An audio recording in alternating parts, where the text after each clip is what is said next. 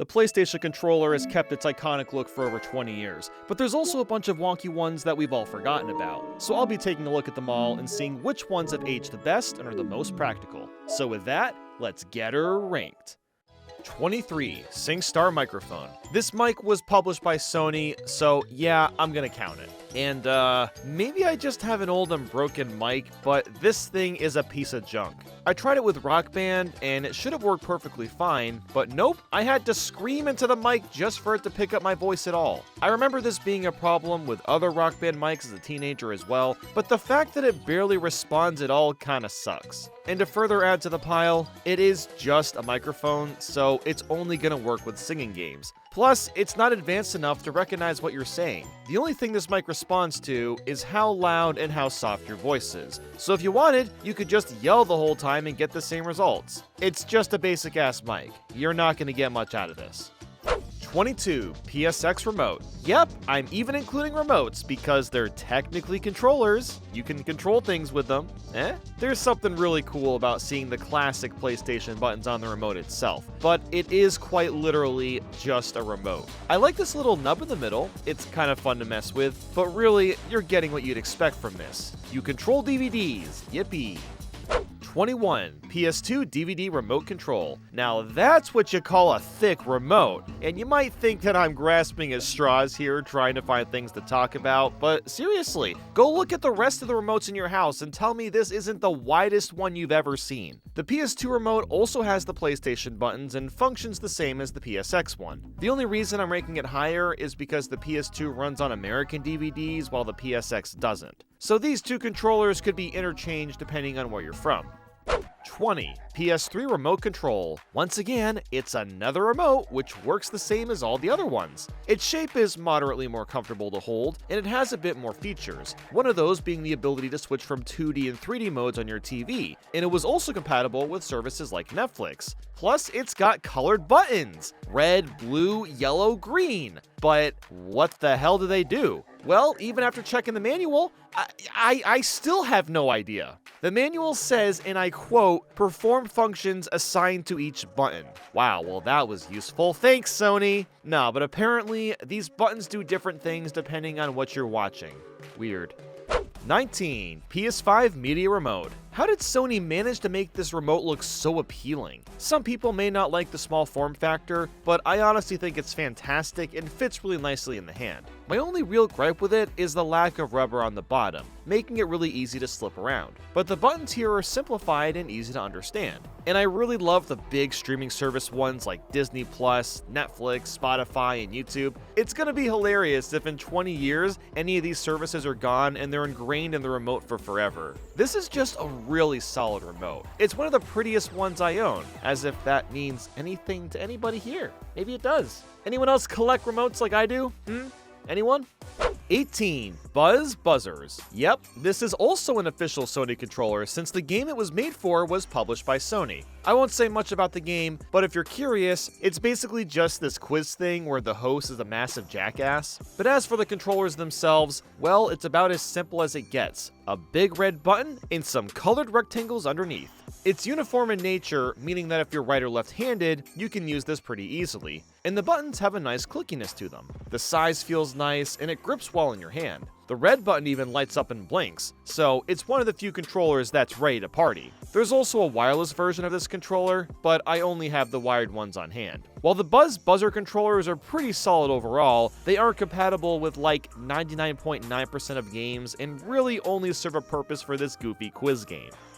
17. PlayStation Eye. The majority of people consider this as a part of the PlayStation Move, which we'll get to later on. But as for the camera itself, there's a tiny handful of games exclusively for the PlayStation Eye. And it's basically the same experience as the EyeToy, but the camera is better and I guess it's more responsive. There's two different modes for this camera. The modes you can switch from are this red side and this blue side. So what's the difference exactly? Well, funny enough, this mechanic functions the same as a normal camera would when twisting the lens. The field of view gets switched, so the red side has a smaller view while the blue is bigger. PlayStation Eye comes with iCreate, which was a video editing software right on your PS3. So while that's neat and all, I don't see why anybody would bother using this camera in the current age. And I really don't like that you can't move the camera around on the stand. It's forced to point at the ground, which is so stupid. For the time, it was novel, but like with the EyeToy, it serves virtually no purpose today.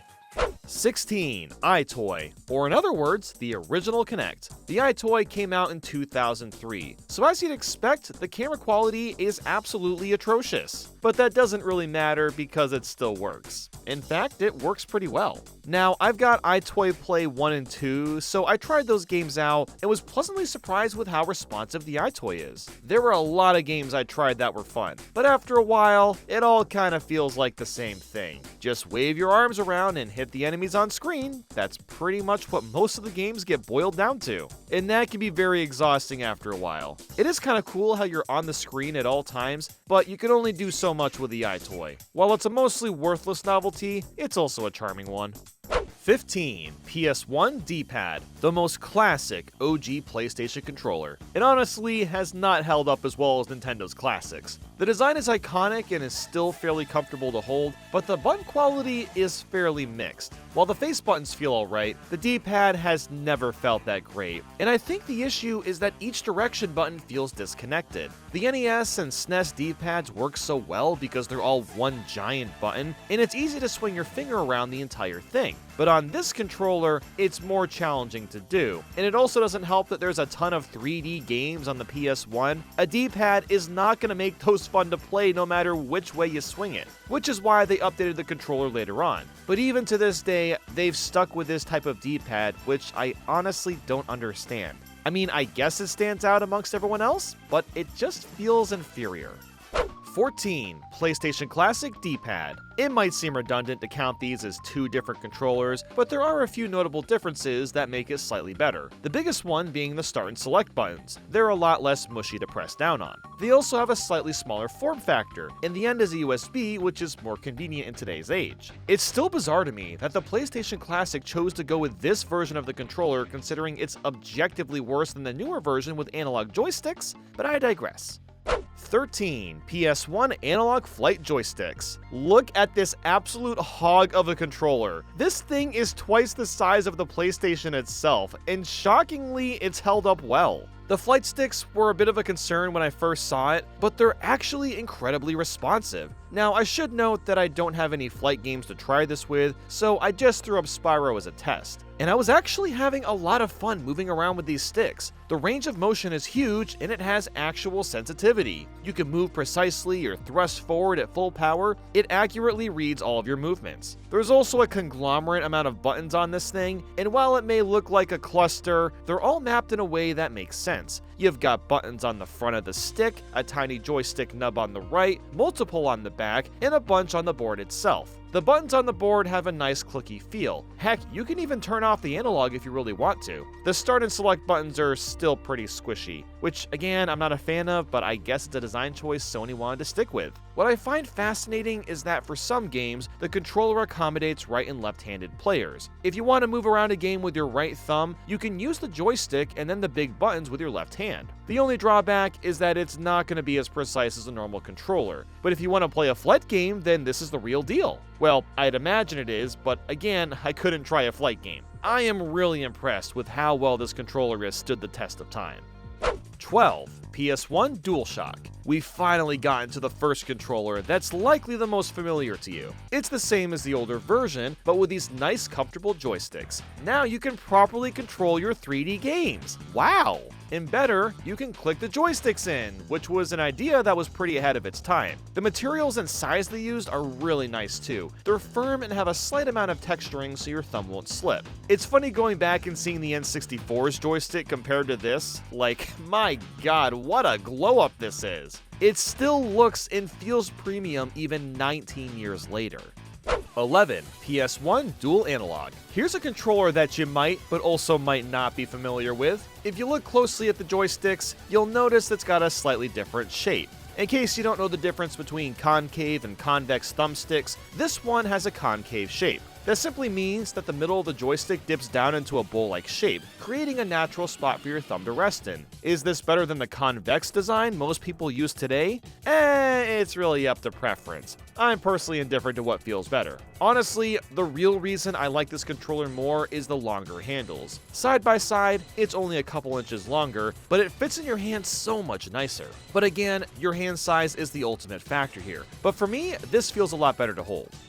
10. DualShock 2. Most people take one look at this thing and don't notice any differences to the first DualShock. The PS2's DualShock 2 is virtually identical externally. All I can really point out is that there's a lot more color options to pick from. I mean, just look at my translucent red one. It still looks really nice to this day. Internally speaking, it's a little bit lighter, which I guess is a nice bonus, but the first controller wasn't necessarily heavy to begin with. The main difference is the pressure-sensitive buttons. These can be used to better control acceleration in a racing game, as an example. I think it's a super interesting idea to have this as an option, but the buttons themselves have barely any range to begin with. That makes it hard to really feel the difference in the games that support this feature, especially since you get no feedback on the amount of pressure you're actually applying, which in turn make your thumb sore if you're pressing hard for long periods of time. It's really interesting that this exists on such old tech, and it's even in the DualShock 3, but it isn't really utilized in PS3 games. 9. PlayStation Move Motion/Navigation. Man oh man am I conflicted on this controller. On one hand, it's clearly a Wii Remote knockoff that adds a colorful orb at the top to stand out, but on the other hand, I had a decent time using these. The controller itself is pretty comfortable to hold, the buttons feel good to press, and the trigger on the back is nice and soft. Everything is reachable aside from start and select, but that's probably for the best since you'll rarely need to hit those anyway. The shape of the Move controllers are much more smooth than the rigged Wiimote, which is kinda nice, and they also come with straps. But of course, I'll point out the oddball in the room, this orb looks really goofy, but when it starts lighting up different colors, it really brings the controller to life. Even when they're used with the first VR headset, the Move controllers work fairly well, but for now, we're just going to talk about the controller itself. The way it works is you have to calibrate it with the PlayStation Eye. So it's kind of like the Wii sensor bar, but much more obnoxious because you have to manually calibrate the positioning yourself. The tracking uses Bluetooth and the positioning is retained from the light of the orbs, which means that for the best experience, you have to play in the dark or in a dimly lit room.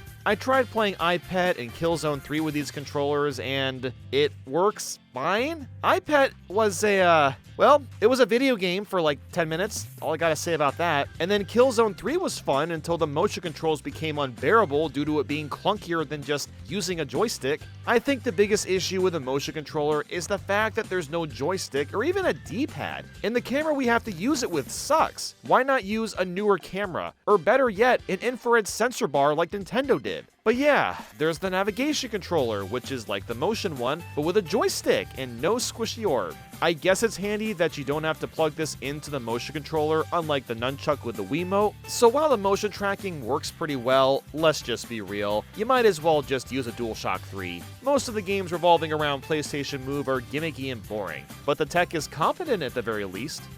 8. PlayStation VR Aim. Okay, you can't tell me that this isn't a cue ball rack, or the Wii Zapper with a dot on the end. Design-wise, it's one of those things where you kinda just laugh at it. As for its functionality though, I didn't really know what to expect. But then I tried a couple of shooting games out, Farpoint and Firewall Zero Hour, and I have to admit, I was impressed with how accurate it ended up being. The trigger buttons feel great, and the buttons on the controller are very easy to reach. Normally, I'd hate the idea of this many buttons on a toy gun, but the way they've been placed just makes a lot of sense. The dual joysticks are where your thumbs are already gonna be, the trigger buttons feel great to push, and everything else is easily reachable. There are a couple of buttons on the side that take some effort to push, but you'll never need them when playing the games themselves. The main issue comes down to a lack of killer apps in VR, but this is still very early tech, so they'll come over time. 7. PlayStation VR. Okay, so technically the VR headset itself isn't a controller, but it's used in conjunction with the PlayStation Move controllers, and I don't know when the heck I'll ever talk about this again with the PSVR 2 out. But yeah, if you've been following me for a while, you may know that I spent 24 hours in the HTC Vive headset playing Mario 64. Beyond that, I've played Beat Saber and Tetris in VR, and that's about it. Like I said earlier, still waiting for more killer apps to make VR worth investing my time into. But since doing that stupid stupid Mario 64 video, there has been some good stuff that's come out, like Half-Life Alyx as an example, but I still feel like there's a couple of big problems with VR that need to be addressed. On to the PSVR itself. You use the PS3's goofy motion controls and the PS4 camera to connect everything together. Setting up is pretty easy, and the games that I tried out worked pretty competently. There are a lot of cables, and you need to get this extra box to get it running, but they make the process very simple, and the only cord you'll have nearby is one attached to the headset. The headset itself is pretty comfortable, but it's not perfect. If you look down, you'll see your feet instead of just darkness. And the games get pretty blurry if you don't have it positioned correctly. It's nice to have these buttons attached to the cord for volume, and it has a spot to plug in headphones so you can get really immersed. The resolution isn't super high either, but it's high enough to where you still feel like you're really there.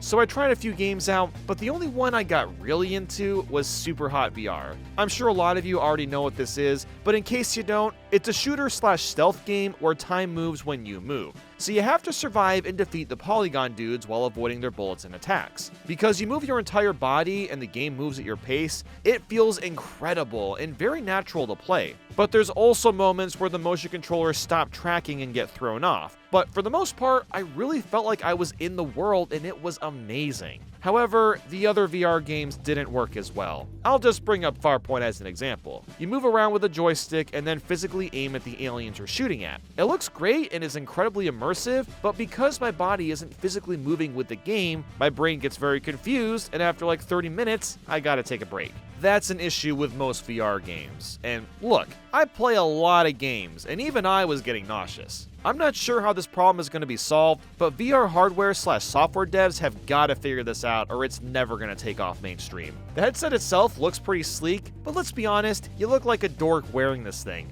The design of the headset has got to be reduced in size drastically to look like a pair of glasses before more people will be willing to try it. But even with all that said, Superhot really made me see a bright future for this technology. It's only going to get better from here. Normal controllers are still way better, but VR is very fun in small doses. 6. PlayStation VR 2. The amount of improvements in Sony's newest VR headset is kind of insane. The first thing to mention is just how simple and easy it is to set up. You see this USB-C cord? You plug that into your PS5 and you're basically done. No more obnoxious box with 5 different cables. It all somehow works through just one cable. You also don't need a camera anymore for tracking. The headset scans your playroom and it remembers unless you move out of the room. But now let's move on to the VR DualSense controllers. They kind of look like freak controllers of the future, but this is 2023, so we're basically at that point now. They're honestly quite comfortable to hold, and all the buttons and joysticks feel great in the hands. You've also got wrist straps to accompany these. The only drawback might be that people with large hands wouldn't like the smaller buttons and joystick. The screen of the VR has a much wider field of view, it's an OLED in 4K, plus looking down no longer shows your feet. Simply putting this headset on is easier than the first one too. You push this button on the top to slide your head in and then twist the back to tighten.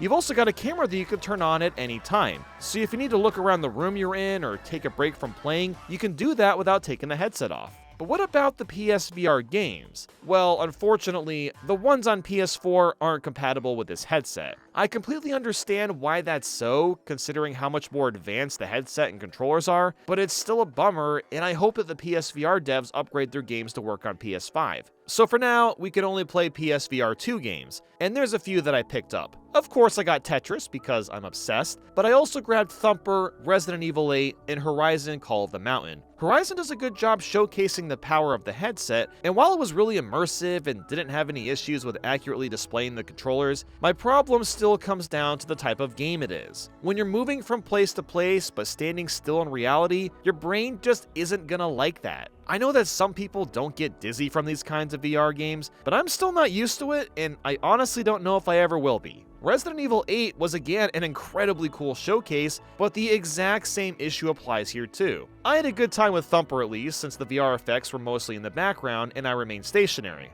But yeah, I'm incredibly impressed with how much this second headset improves over the first one. 5. SixAxis. Sony's first wireless controller. The convenience of getting rid of the wire automatically makes it better than its wired counterparts. The design itself remains the same, but there's some notable changes. Instead of the analog button, it's replaced with the PlayStation logo, which brings up the PS3 menu at any time. The R2 and L2 buttons also have way more range and can be squeezed down. These feel amazing and are much better than what the PS1 and 2 controllers have. The curvature lip is also much less defined, which I feel like makes a huge difference. On the PS1 and 2, this lip forces your fingers to awkwardly rest on the shoulder buttons, while on the PS3, they rest more naturally between R1 and R2. Also a fun fact, this controller can be paired with a PSP Go. For the 2000s, that's a neat feature. The reason this is called the SixAxis controller is because it has motion sensing technology where you can tilt the controller to do specific things in a game. This is nothing new nowadays. The Wii was all about this, and this is just Sony's version of that. What's strange though is the lack of vibration. This controller just doesn't have that at all. Some people probably don't care, but I feel like it adds to the game, so it's weird to not have it included. The analog joysticks are also more precise than the DualShock 2's, and it uses analog and digital signals simultaneously. So it once again improves on its previous iteration, and it only gets better from here. 4. DualShock 3. As you'd expect, this is strikingly similar to the SixAxis controller, but it has rumble and haptic feedback included. So it's got all the great stuff from each previous DualShock all wrapped into one. There's really not much else to add beyond that. The SixAxis is pretty obsolete when the DualShock 3 exists. 3. DualShock 4. Holy hell, this is one heck of a glow up. The amount of upgrades this controller got while still maintaining the iconic shape is pretty crazy. To start, the biggest difference is of course the massive touch bar button. At first, I didn't really care much for it and kind of missed having start and select, but now that I've used this in the DualSense a bunch, I think the change made a lot of sense. That's because it can be used as multiple buttons, and it's even a touchscreen if you really want to use that. The L2 and R2 buttons are even better now. They're a tiny bit narrower and have this subtle lip at the end. These two changes make pushing the shoulder buttons feel great and removes any slipperiness. The joysticks, however, do something that I haven't really seen. The edges cave inside while the middle retains the classic convex shape. It's a super interesting idea, which basically gives you the best of both concave and convex shapes. Then we've got the light bar. This flashes different colors depending on what's going on in your game. The light bar adds personality to the DualShock 4. It looks pretty sweet when it's lit up, and there's even a bunch of basic stuff that was included, like a headphone jack, speakers, and proper motion sensors. Even the handles are longer again, like with the PS1's Dual Analog.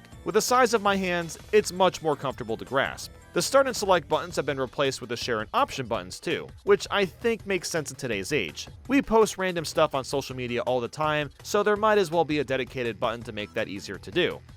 2. DualSense. If there's one reason to buy a PlayStation 5, it's for the controller. I know that sounds crazy, but seriously, Sony absolutely knocked it out of the park this generation. It builds off the DualShock 4 and manages to improve on almost everything. It has a much more weighty feel than the DualShock 4. The build quality just feels more premium. The light bar is now behind the touch button on the edges, so you still get the features in a more subtle way. The buttons feel very solid and concrete, and they kept all the good stuff like the creative joystick shape, headphone jack, and speaker. The two biggest inclusions are the haptic feedback and adaptive triggers. Instead of a typical rumble motor, there is dual actuators which create vibrations that feel much more realistic to what's happening on screen. But the biggest feature is of course how the L2 and R2 buttons function. They have different levels of force feedback and tension depending on what part of the game you're playing. So if you're playing something like The Last of Us, you'll feel different levels of tension whether you're shooting a pistol or a bow and arrow. It's one of those things where you have to physically feel how it works to get a full grasp on how amazing it is.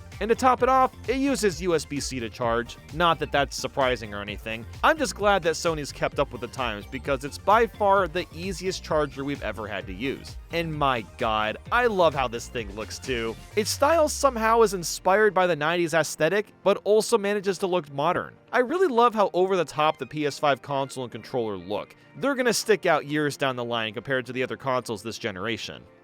1. DualSense Edge. Before going into why this is the best PlayStation controller yet, I'm very aware that this thing costs $200, which is absurdly expensive. But my god, Sony really went all out here and made this feel like a $200 controller. It comes with a hard case that looks and feels great. Plus, you can open up the back to charge your controller without taking it out. It's a bit heavier than the regular DualSense, but there's a lot more going on inside to make it work. Firstly, there's a couple of back buttons of different lengths that you can attach to the back. They're pretty easy to set up, although honestly, having 4 shoulder buttons already feels like enough, but I'm sure some people would find a good use for these. The touch bar also looks a lot nicer. The way they stylize the controller gives it an almost mature look, and the adaptive triggers can be adjusted even more. If you don't want to push down as much to get the full press in, you'll just move this switch to do so. And if you miss those classic convex caps, those are very easy to swap out. In fact, you can change the entire joystick if something goes wrong, since the plastic plate can come off. There's also 2 new function buttons, which allow you to remap your buttons and save profiles. While this is nice to have, it's kinda dumb that you can't do this with a normal DualSense, but personally, I don't really care much for this feature to begin with. Even the USB cable is braided and very high quality. You can attach it to your controller and have it lock in place if you want to play it wired. The only real complaint I've heard people talk about is the battery life. It's around 4 to 5 hours, which isn't super long, but realistically, the only people getting this controller are professionals playing a game competitively, and they'll have their controllers wired up for that anyway. Another nice detail that I really appreciate is the slip-resistant inner grips. You feel a very light amount of resistance on the inside, and it actually makes a bit of a difference when playing. With all that said, you probably don't need to own this controller because of the cost, but it still tops the original DualSense due to all the extra stuff we're given. It was really cool going back and trying out all of Sony's experimental technology. In a lot of ways, they kind of remind me of the wacky stuff that Nintendo has attempted after all these decades. But with that, thanks for watching, and I'll see you soon.